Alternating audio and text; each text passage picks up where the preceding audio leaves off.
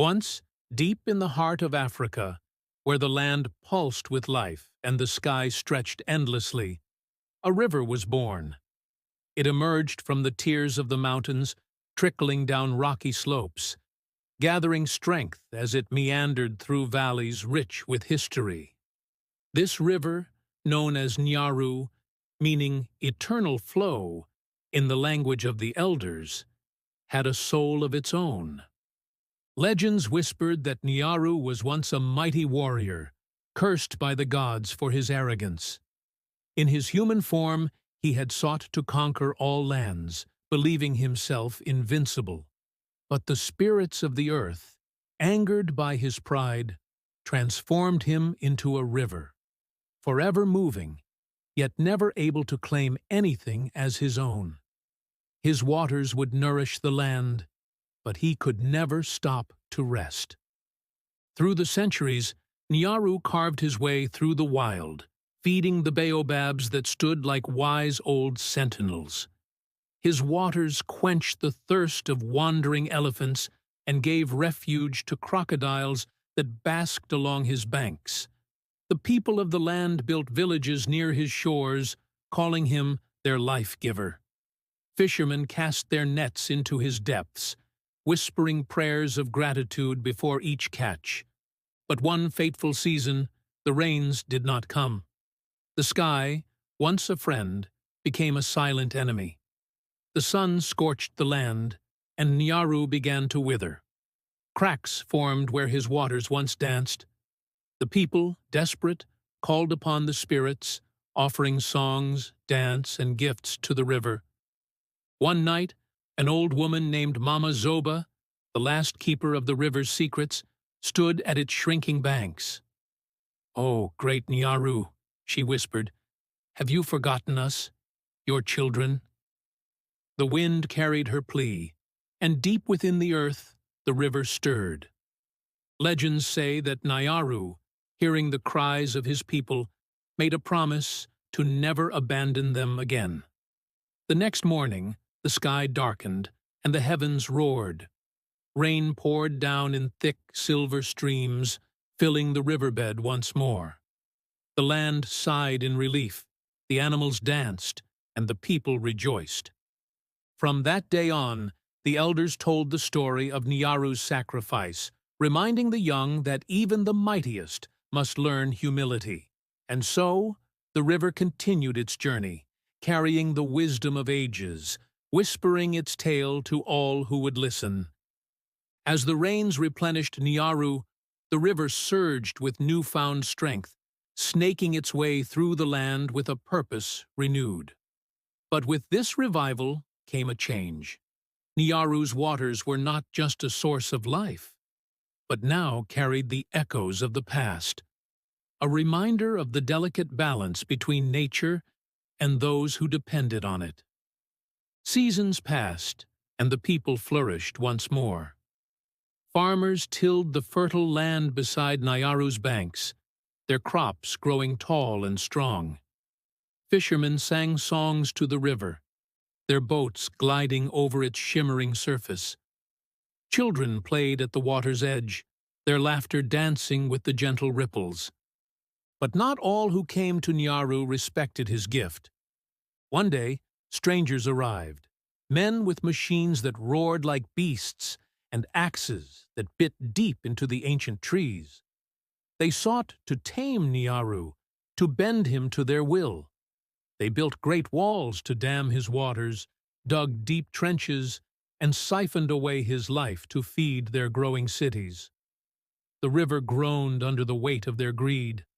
The fish vanished, the soil cracked once more, and the animals that once thrived along his shores fled. The elders warned the people, reminding them of Nyaro's past.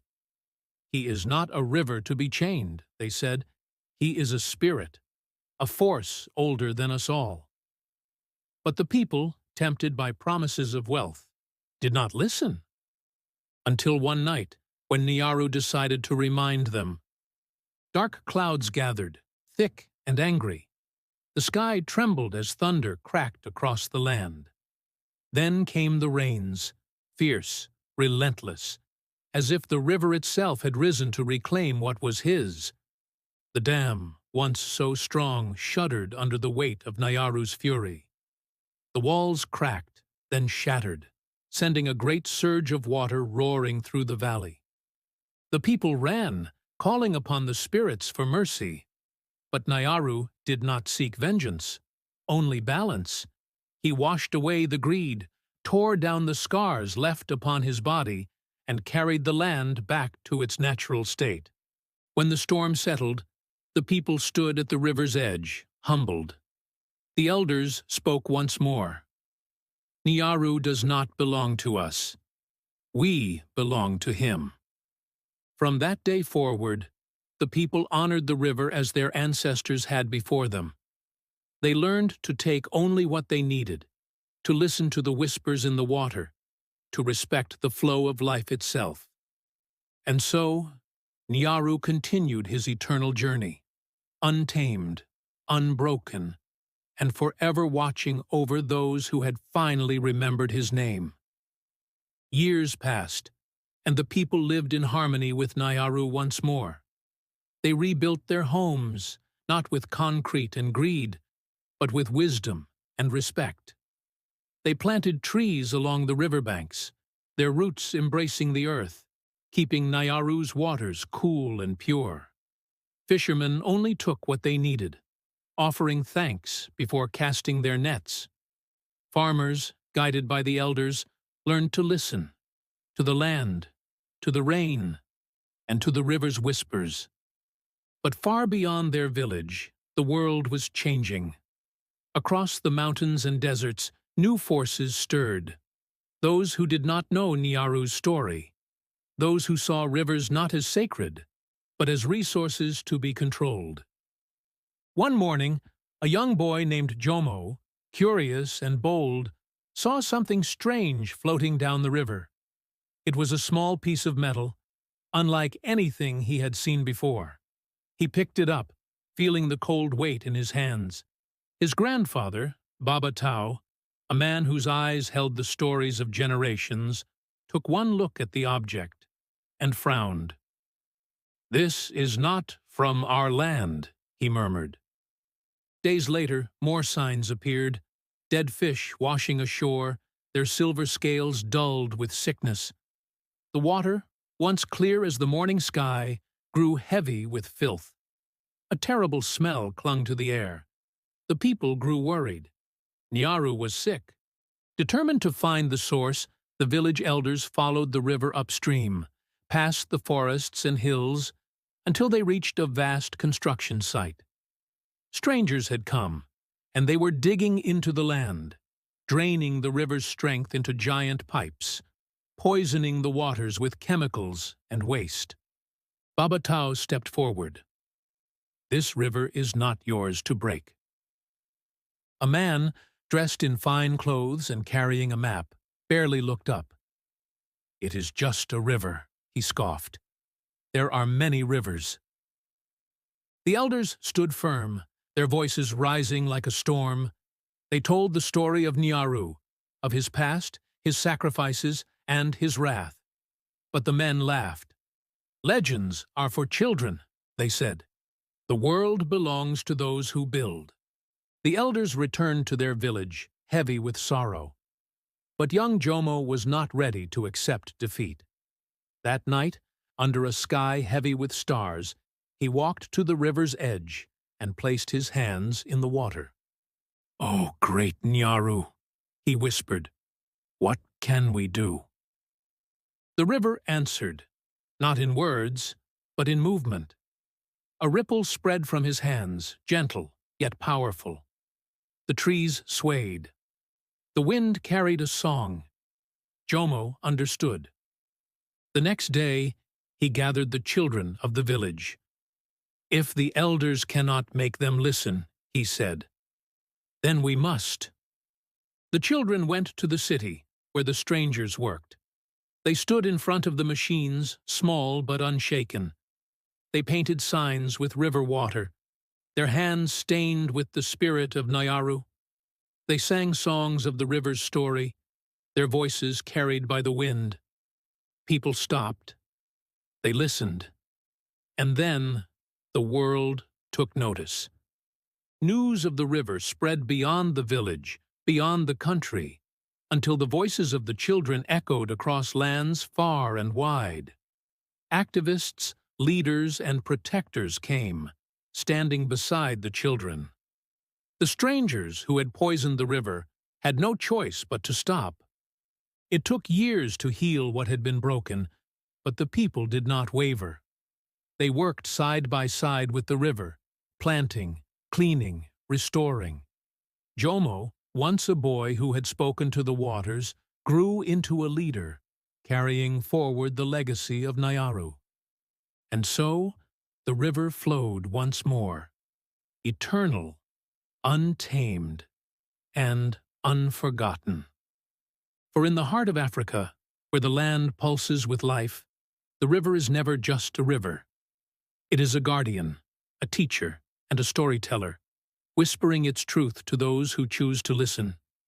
Years turned into decades, and Jomo, once a child who had spoken to the river, had become an elder himself. His hair, once dark as the river's depths, had turned silver like the morning mist that danced over Nyaru's waters. He sat by the riverbank, watching as the children of the village played along its shores, their laughter echoing across the valley. The land was alive again, the trees standing tall, the fish leaping in the sunlight, and the people living in harmony with the waters. But Jomo knew that peace was never permanent. It had to be protected. One evening, as the sky burned orange and gold, a young girl named Zawadi came running to him, her breath quick, her eyes wide with fear. "Babu Jomo," she gasped, using the word for grandfather. "The river. It is speaking to me." The old man smiled, his wrinkles deepening. "And what does it say, little one?" She hesitated, looking at the rippling water, as if afraid to repeat what she had heard. "It is warning me. Something is coming." Jomo's smile faded. He placed his hand on her shoulder, steadying her. "Tell me everything." That night, the elders gathered under the great baobab tree, listening as Zawadi spoke. She was no ordinary child. She had been born on the river's edge, her first cry mixing with the song of the waters. Her mother had always said she was special, touched by the spirit of Nyaro, and now she had heard his warning. The river was troubled, not by men with machines, but by something far greater. The skies had been shifting, the rains unpredictable, the animals acting strangely. The waters whispered of a coming drought, greater than any before. If the people did not prepare, Nyaro would wither, and with him, life itself. The village had faced many threats, but never one like this. "We must act," Jomo declared, rising to his feet. "The river has never abandoned us, and we will not abandon him." The people set to work. They built deep wells to store water, planted trees to protect the soil, and crafted irrigation channels to sustain their crops. The fishermen limited their catch, allowing the river's life to thrive. And Zawadi, guided by the whispers of Nyaro, led the children in rituals of respect, offering prayers, singing songs, and planting sacred reeds along the banks. For a time, all seemed well. But then, the rains stopped. The sun grew hotter. The winds carried dust instead of life. The river, once mighty and strong, began to shrink. Cracks formed where water once flowed freely. The people watched in silent fear. One by one, animals left in search of water. The crops withered. The wells dried. The village that had survived so much now faced a trial unlike any before. Yet still, Jomo did not lose hope. "Nyaro is testing us," he told the people. "He wants to see if we have truly learned." With the last of their stored water, they did something that no one expected. They gave it back to the river. The villagers poured their precious reserves into Nyaru's bed, offering it not as a sacrifice, but as a sign of trust. And then the sky answered. It began with a single drop, then another, and another. Then the heavens opened. Rain poured like it had never poured before, drenching the cracked earth, filling the empty wells, and bringing Nyaru roaring back to life. The land drank deeply, the trees stretched their roots, and the animals returned. The people, soaked to the bone, danced in the downpour, their voices lifted in joy. When the storm finally calmed, the river stood full and strong once more. Zawadi, her face turned to the sky, whispered, "He heard us." Jomo, his heart full, nodded. "No, little one, he was always listening." From that day forward, the people never took Nyaro for granted. They passed down the story of the river's trials, teaching their children not just to live by the river, but with it. Zawadi, the girl who spoke to the waters, became the new guardian of Nyaro, ensuring that future generations would never forget. And so, the river flowed, eternal, wise, and ever watchful. For in the heart of Africa, where the land pulses with life, Nyaro is not just a river. He is a lesson, a protector, and a promise.